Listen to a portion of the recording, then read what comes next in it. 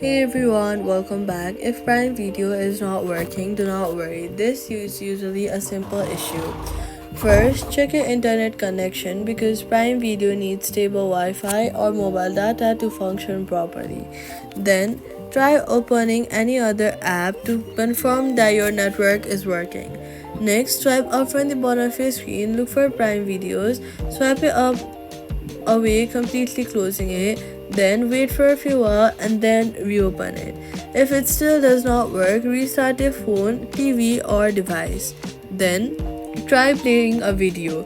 If it still does not work, restart your phone, TV, or device. Then head over to your App Store or your Play Store and then search for Amazon Prime Video and make sure that the app is updated to the latest version because outdated apps often stop working correctly. If nothing works, log out of your account and log back in again.